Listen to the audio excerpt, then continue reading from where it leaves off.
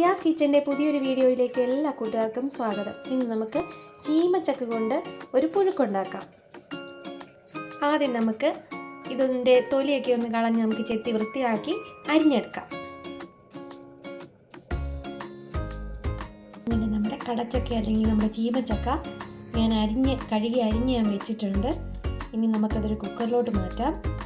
ആവശ്യത്തിന് ഉപ്പ് ചേർക്കാം. നമുക്ക് അല്പം വെള്ളവും ചേർത്ത് നമുക്ക് അടച്ചു വെച്ചൊന്ന് വേവിക്കാം. ഇനി നമുക്ക് അരപ്പിന് ആവശ്യമുള്ള അല്പം തേങ്ങ എടുത്തിട്ടുണ്ട്. അത് നമുക്കൊരു ജാറിലോട്ടിടാം, മിക്സിയുടെ ജാറിലോട്ടിടാം. ഇനി ഒരു 3 അല്ലി ചുമന്നുള്ളി, ഒരു 3 അല്ലി വെളുത്തുള്ളി, ഒരു 3 പച്ചമുളക്,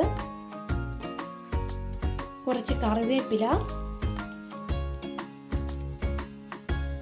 അല്പം ജീരകം, അല്പം ഒരു 1/4 ടേബിൾ സ്പൂണ് മഞ്ഞൾപ്പൊടി. ഇവ നമുക്ക് ചേർത്ത് ഒന്ന് ചതച്ചെടുക്കാം. അരപ്പെല്ലാം ചതച്ചെടുത്തിട്ടുണ്ട്. ഇനി നമുക്ക് കുക്കർ തുറന്ന് അതിലേക്ക് നമുക്ക് ഈ അരപ്പ് ചേർത്ത് ചെറുതായിട്ടൊന്ന് മൂടി വയ്ക്കാം. എന്നിട്ട് നമുക്കൊരു 2 ടേബിൾ സ്പൂൺ വെളിച്ചെണ്ണയും കൂടെ ചേർത്ത് നമുക്കൊന്ന് കുഴച്ചെടുക്കാം. ചീമച്ചക്ക വെന്ത് വന്നിട്ടുണ്ട്. ഇനി നമുക്ക് അതിലോട്ട് അരപ്പ് ചേർത്ത് കൊടുക്കാം. ഇനി ഈ അരപ്പൊന്ന് വെന്ത് കിട്ടാൻ വേണ്ടി നമുക്കിതൊന്ന് മൂടി വെച്ച് ചെറിയൊരു ഫ്ലെയിമിൽ നമുക്കൊന്ന് മൂടി വെക്കാം. അത് കഴിഞ്ഞിട്ട് നമുക്കിതൊന്ന് കുത്തി ഉടച്ചെടുക്കാം. എന്നിട്ട് വെളിച്ചെണ്ണയും ചേർക്കാം.